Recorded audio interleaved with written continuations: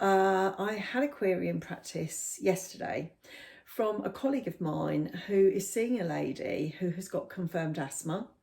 She is trying a variety of inhaled steroids, which, as you'll remember, is the cornerstone of asthma therapy. In other words, every person who has got a diagnosis of asthma should be on inhaled steroids plus anything else as well. So you can have various add-ons, but the basic treatment is inhaled corticosteroids. So this particular lady has confirmed diagnosis of asthma. She has tried Clenil so far. Clenil is a plain inhaled corticosteroid. Usually one of the first things that we try and practice, it's beclomethasone dipropionate is the generic name for it. So she has tried this in a meter dose inhaler, which, as you might remember, is in a device like this. So that actually is a placebo, which is why it's white. The Clenil comes in a dark or pale brown colour. So she's tried this. She's also tried Foster using a Nexthaler. So this is the dry powder device, remember? If you've seen my other videos about inhaled corticosteroids and what they contain, all the different devices, you'll remember this one. So she's tried this one as well. And she has also tried and is currently prescribed Symbicort that comes in this Turbohaler. So all three have caused sore tongue, bleeding gums and a sore throat and mouth ulcers, which are fairly extreme side effects, to be fair. And each one of them has caused this. So before we ever change any treatment at all, there are three things that you need to check.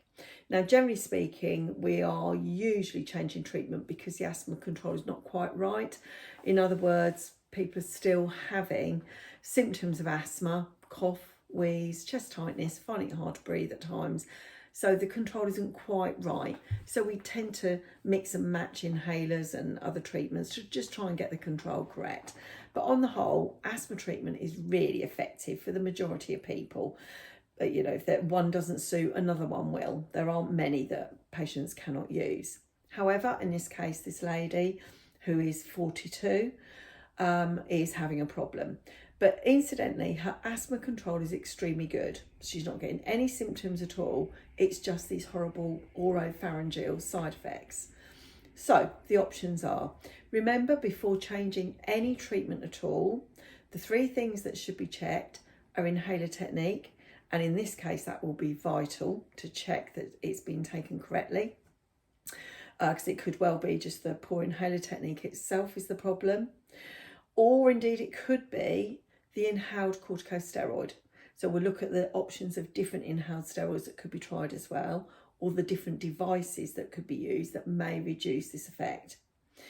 The other things that you need to consider are alternative triggers for the symptoms. So it doesn't have to be the inhaler causing the problem. Must say it is sounding a bit like it. However, always bear in mind, this lady may also have intercurrent oral thrush. So check in the mouth, check that there aren't white plaques anywhere and plaques on the tongue. Check my video out for the side effects of preventer inhalers, which are the inhaled steroids. Have a look at that because it shows you all the different side effects that are known. These are quite rare, as I say. The ulceration and bleeding gums and bleeding tongue is not common at all. But in severe oral thrush, it could be. And inhaled corticosteroids can, in sensitive people, cause this. The oropharyngeal side effects of oral thrush. Okay, so check for that.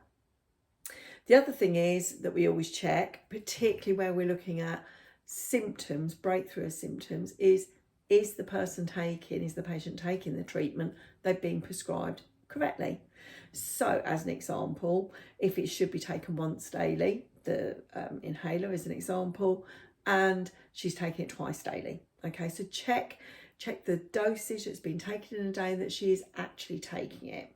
Okay, so let's start with the inhaler technique. I've covered the other two really.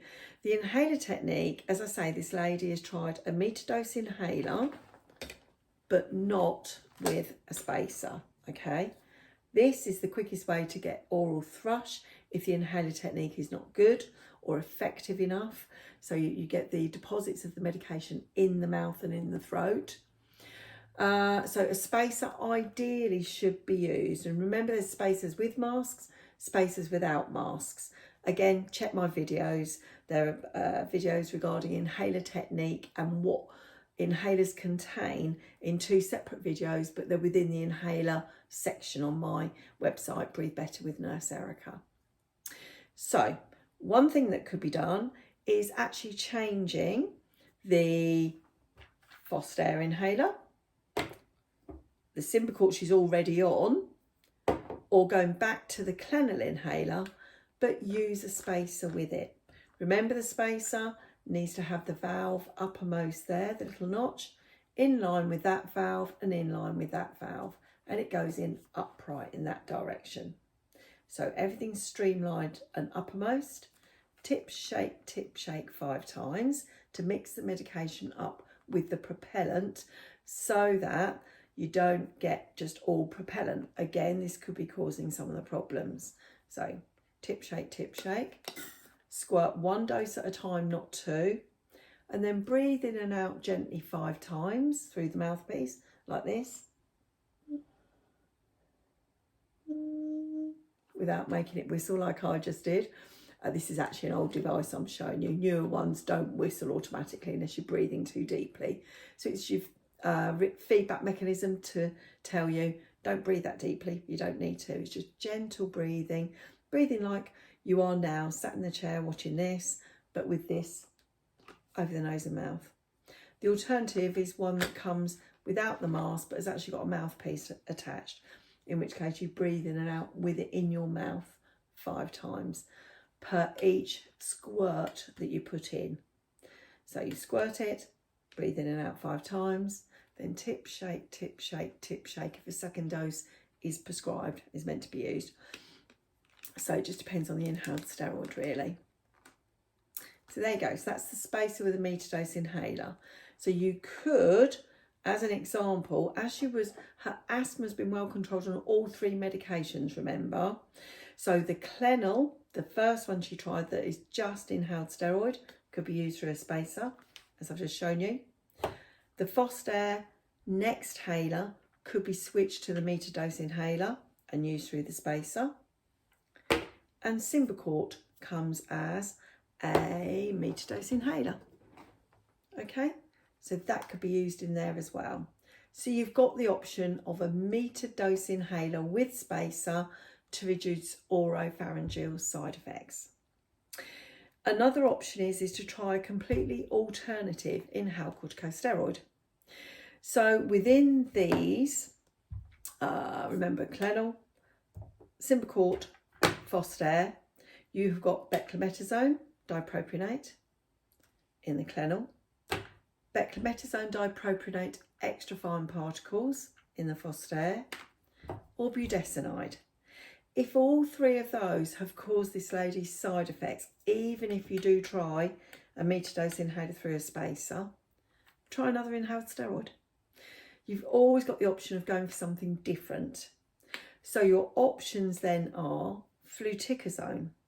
Fluticasone furoate comes in Relvar Ellipta device. Now this is a placebo, which is why it's a very boring colour grey. But in actual fact, if you had Relvar Ellipta, it's yellow in a device like this. But it is a dry powder device.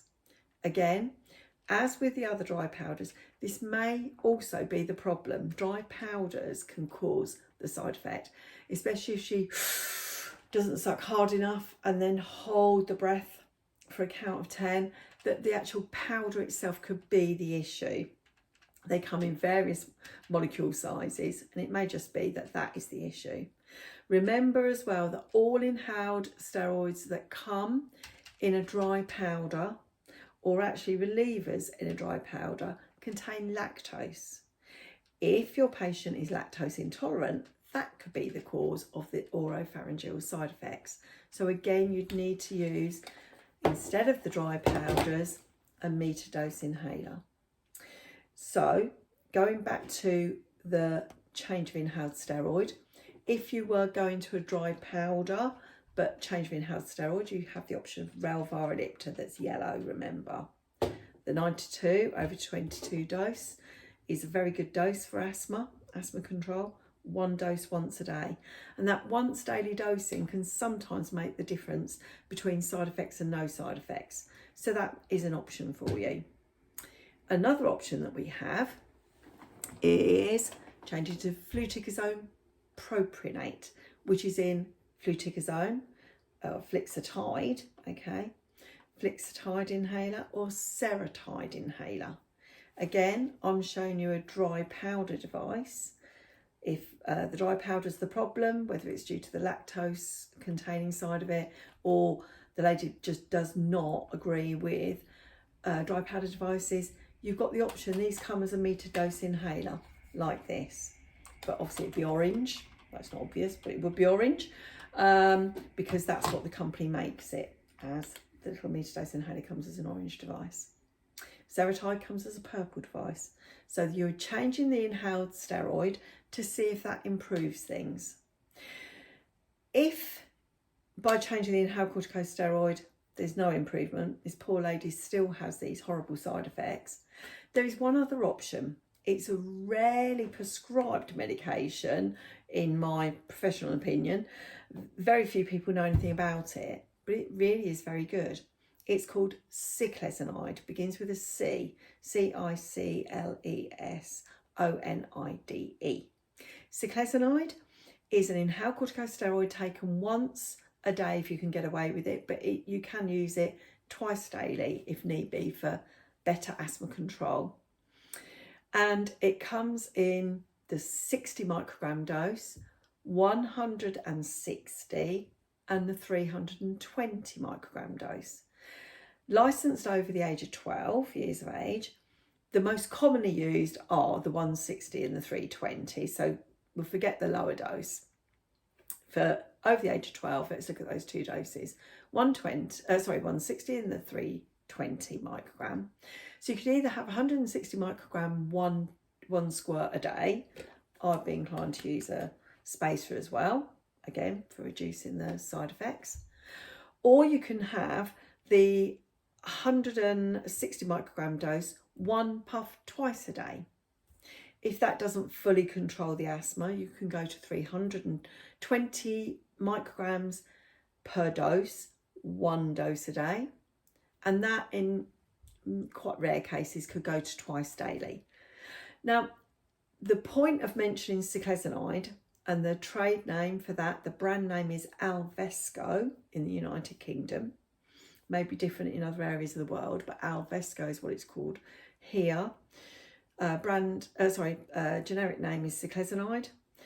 The beauty of this is it's only activated when it reaches the lung tissue, the pulmonary tissue. It isn't activated in the oropharyngeal area and therefore is expected to give less side effects. So that's another option for you as well. So if it's something that is on your formulary as a healthcare professional, or something that is available to your health provider if you're in any other country, it's something that you could ask for. And it is an inhaled steroid that is licensed for use in asthma. So they are your options really for these mouth ulcerations and bleeding tongue and gums. If by changing to ciclesonide that hasn't sorted the problem, I think you're probably looking at needing to speak with a chest physician, a pulmonologist, to get further advice. I must say it is really, really rare. It's usually a secondary condition that is causing this. It's very unusual because with asthma medications, because they are such low doses that we use, they're not that high that they should be giving all these side effects. So have a look at the 3 things: inhaler technique, concordance with or compliance with the prescription and the way it's been prescribed, the dosaging, and other triggers, other things that could be causing these mouth problems.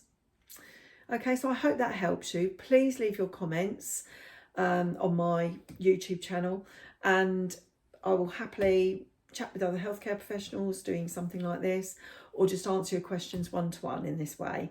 But if it helps you, then it's worthwhile, and I'm very happy to cover it. Thanks for your attention today. Bye-bye for now.